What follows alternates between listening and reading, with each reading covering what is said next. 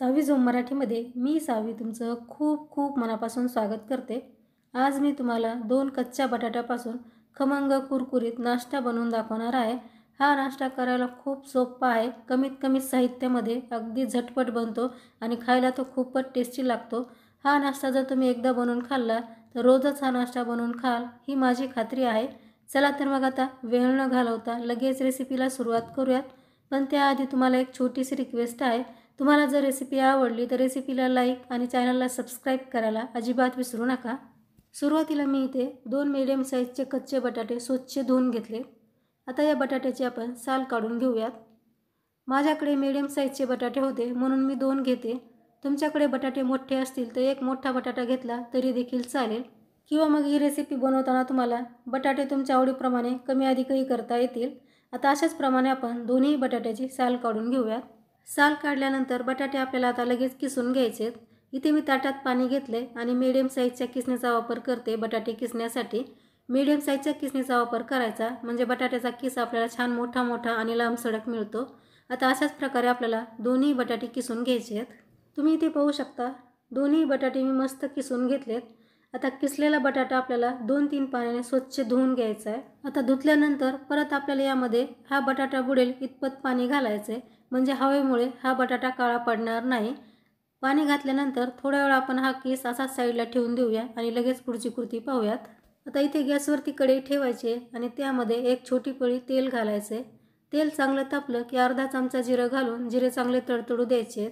आता 2 हिरव्या मिरच्या अशा बारीक चिरून घालायच्या आहेत। अर्धा चमचा किसलेलं आलं घालायचे। 2 छोटे चमचे तीळ घालायचे। अर्धा चमचा चिली फ्लेक्स घालायचे। चिली फ्लेक्स तुमच्याकडे नसतील तर लाल तिखट वापरलं तरी देखील चालेल। आता चिमूटभर हळद घालायची।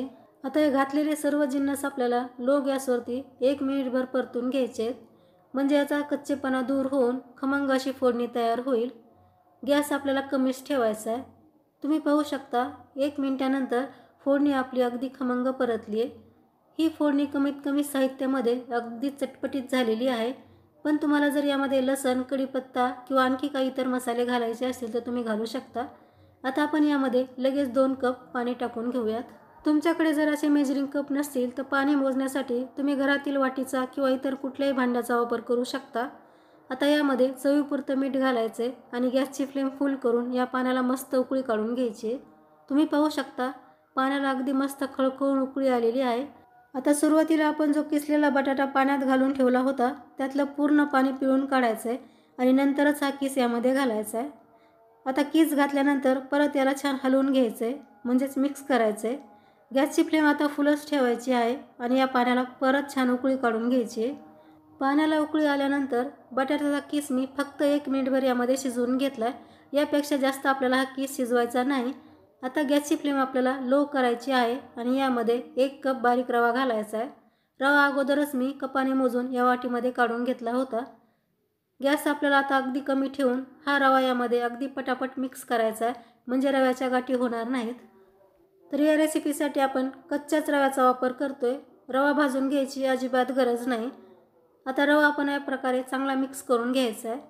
जोपर्यंत याचा मस्त घट्टसर गोळा तयार होत नाही तोपर्यंत आपण याला अगदी छान एकजीव म्हणजेच मिक्स करून घेऊयात। तुम्ही इथे पाहू शकता मिश्रण आपलं छान घट्टसर झालंय आणि याचा गोळा तयार होतोय। तयार गोळा कढईला देखील सोडतोय म्हणजे रवा आपला मस्त शिजलाय।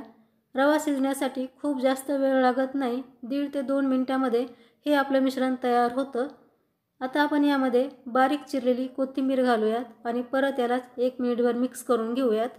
कोथिंबीर या मिश्रणामध्ये छान मिक्स झाली की लगेच आपल्याला गॅस बंद करायचा आणि तयार मिश्रण एका बाउलमध्ये काढून घ्यायचे। तयार मिश्रण या बाउलमध्ये काढल्यानंतर त्याला अशा प्रकारे थोडंसं आपण पसरून घेऊयात जेणेकरून आपलं मिश्रण थोडंसं थंड होईल। मिश्रण थोडंसं थंड झाल्यानंतर आपल्याला हाताला थोडंसं तेल लावून घ्यायचं आहे आणि लगेच नाश्ता बनवायला सुरुवात करायची आहे। असं आपल्याला थोडंसं या मिश्रणाला हातावरती मळून घ्यायचं आहे किंवा तुम्ही एकदम हे मिश्रण छान मळून घेऊ शकता आणि नंतर नाश्ता बनवायला सुरुवात करू शकता। आता आपण याला मस्त वड्याचा आकार देऊन घेऊयात अशा प्रकारे आणि पहा खूप सुंदर आपला इथे वडा तयार झालाय। आता तयार वडा साईडला ठेवून आणखी एक वडा मी तुम्हाला बनवून दाखवते। आता प्रत्येकच वेळेस आपल्याला हाताला तेल लावायची गरज नाही। जेव्हा हे पीठ आपल्या हाताला चिकटेल तेव्हाच आपल्याला हाताला अगदी थोडंसं तेल लावून घ्यायचे। आणि हा नाश्ता करण्या अगोदर पीठ आपल्याला कोमट करून घ्यायचं आहे, खूप जास्त थंड होऊ द्यायचं नाही. पीठ कोमट असतानाच आपल्याला अशा प्रकारे त्याचे वडे बनवून घ्यायचे आहेत. आता राहिलेले सर्व वडे मी अशाच पद्धतीने बनवून घेते. तुम्ही पाहू शकता काही वडे मी तयार करून घेतलेत, खूप सुंदर वडे दिसत आहेत. आता तयार वडे आपण लगेच फ्राय करून घेऊयात. तर त्यासाठी इथे मी अगोदरच कढईमध्ये तेल कडकडीत गरम करून घेतलं होतं. इथे मी तुम्हाला महत्त्वाची टीप देईन, वडे तळण्या अगोदर तेल आपल्याला अगदी कडकडीत गरम करून घ्यायचं आहे आणि हे वडे मस्त कुरकुरीत तळेपर्यंत गॅसची फ्लेमसुद्धा आपल्याला फुल ठेवायची आहे, म्हणजे वडे आपले अगदी मस्त परफेक्ट आणि कुरकुरीत बनतात. आता वडे थोडेसे तळून झाल्यानंतर अशा प्रकारे हे वडे आपल्याला पलटून घ्यायचे आहेत. गॅसची फ्लेम आपल्याला फुल ठेवून आता आलटपलट करून दोन्ही बाजूला हे वडे मस्त कुरकुरीत होईपर्यंत तळून घ्यायचे आहेत. तर तुम्ही पाहू शकता आलटपलट करून अगदी खमंग कुरकुरीत हे वडे मी तळून घेतलेत. खूप सुरेख याला रंग आला आहे. आता वडे आपण बाहेर काढूया. काढताना जरा थोडासा आडवा करायचा, म्हणजे एक्स्ट्राचं तेल कढईमध्ये वापस जातं आणि खूप सुरेख आपले वडे तयार झालेत. अप्रतिम असे दिसत आहेत. वडे करायला जेवढे सोपे आहेत, खायलाही तितकेच अप्रतिम लागतात. आता राहिलेले वडे आपण अशाच पद्धतीने तळून घेऊयात. करायला खूप सोपा, खायला मस्त खमंग कुरकुरीत बटाट्याचा नाश्ता किंवा बटाट्याचे वडे खाण्यासाठी तयार आहेत. हे तयार वडे तुम्ही हिरव्या चटणीसोबत सर्व करू शकता, सॉससोबत सर्व करू शकता किंवा असे देखील खाऊ शकता. खायला खूपच टेस्टी लागतात. घरी अचानक पाहुणे आले आणि तुम्हाला जर नाश्त्यासाठी काहीतरी वेगळं टेस्टी बनवायचं असेल तर ही रेसिपी तुम्ही नक्की ट्राय करू शकता. हा वडा खाल्ल्यानंतर पाहुणेच नाही तर घरचेसुद्धा तुम्हाला हाच प्रश्न विचारतील की हा नाश्ता तुम्ही कुठून मागवलात किंवा कसा बनवलात.